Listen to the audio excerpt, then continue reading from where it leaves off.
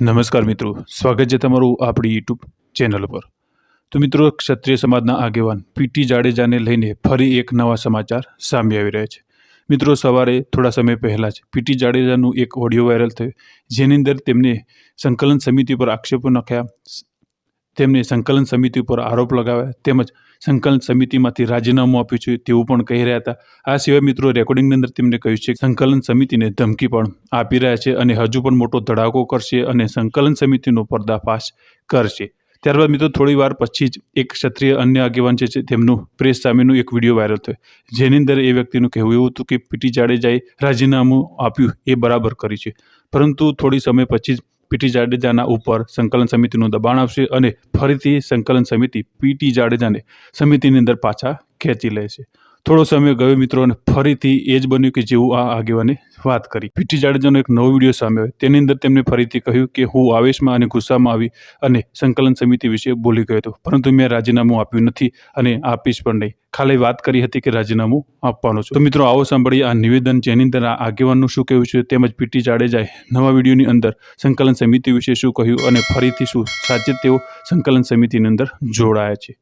એ પહેલાં મિત્રો, ચેનલ પર નવા છો તો ચેનલને હાલ સબસ્ક્રાઇબ કરી અને બાજુમાં આપેલું બેલ આઇકન પણ દબાવી દેજો। અને સમાજમાં પોતાનો મોરો ચમકાવવા માટેની બધી આ ઓલી રમતું છે। હવે એ લોકોને સંકલન સમિતિમાં અંદર ક્યાંય એને સ્થાન ન મળ્યું હોય કે કહેતી કહેતો હતો કે આ મને કેમ ન કીધું ને આ મને કેમ ન કીધું, તો આવી બાબત હોઈ શકે કે આ આંદોલન સ્વયંભૂ ચાલુ કરનાર પદ્મિનીબાવાળા પીટી જાડેજાને હું પોતે જ હતા, પણ હવે સંકલન સમિતિએ જે સંભાળી લીધું છે તો સંકલન સમિતિએ એને ભેગા જેટલા હોય એને સાચવી લેવા જોઈએ। પણ સંકલન સમિતિ એવું વિચારે છે કે આ યોગ્ય બોલતા નથી, કે આ છે તે છે, કે જે કાંઈ ઝીણા ઝીણા એના અંદરના વાંધા હોય એનાથી પીટી જાડેજાને ક્યાંય આગળ રાખતા હોય તો આ દુઃખ એને પીટી જાડેજાને થયું હોય। આ તો કરણી સેનાના સપોર્ટથી તો આટલું આંદોલન ઉગ્ર થયું।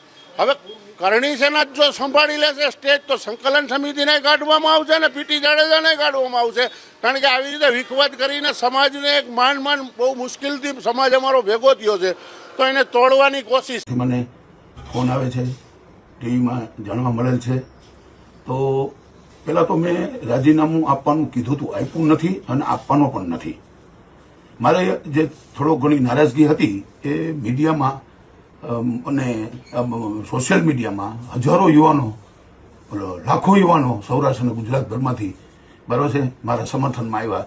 સંકલન સમિતિ સમર્થનમાં ના આવી એટલે મારો થોડો નારાજગી હતી, એ નારાજગી મેં વ્યક્ત કરી છે। હું રાજીનામું આપવાનો નથી, રાજીનામું આપીશ નહીં। આ સંકલન સમિતિ છે, કાયમ રહેશે અને જે આનાથી મજબૂત બનશે।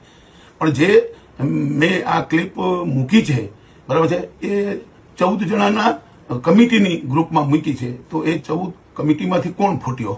તો જે મારી નારાજગી નહીં પણ મારો જે આક્ષેપ હતો એ ખોટો નથી। હું સાયબર ક્રાઇમમાં ફરિયાદ કરીશ અને હું જાણીશ કે આ ગદ્દાર કોણ છે, એ એક જ છે। એટલે મને સંકલન સમિતિના બધાના ફોન આવ્યા કે ભાઈ એક જ વ્યક્તિ છે તો આપણે એને ખુલ્લો પાડશું અને સંકલન સમિતિમાં જે આવી રીતે જોડાયેલા છે એને આપણે દૂર કરશું। એટલે મારી નારાજગી દૂર થઈ ગઈ અને અત્યારે મારે રમજુ બાબા સાહેબ બધા સાથે વાતે થઈ ગઈ બરાબર છે। અને હું સાંજે કે કાલે અમે આ મિટિંગ કરશું, આ બાબતમાં ચર્ચા કરશું એવું પણ મને કીધું, પણ મૌખિક મને બધાના ફોન આવ્યા એમાં આવું જણાવ્યું છે। એટલે હાલ આપને હું સંદેશો આપવા માંગુ છું, રાજીનામું આપ્યું નથી, આપવાનું નહીં, મારી નારાજગી છે, મેં આપને કહી દીધું। નારાજગીનું કારણ આ હતું, બીજું કાંઈ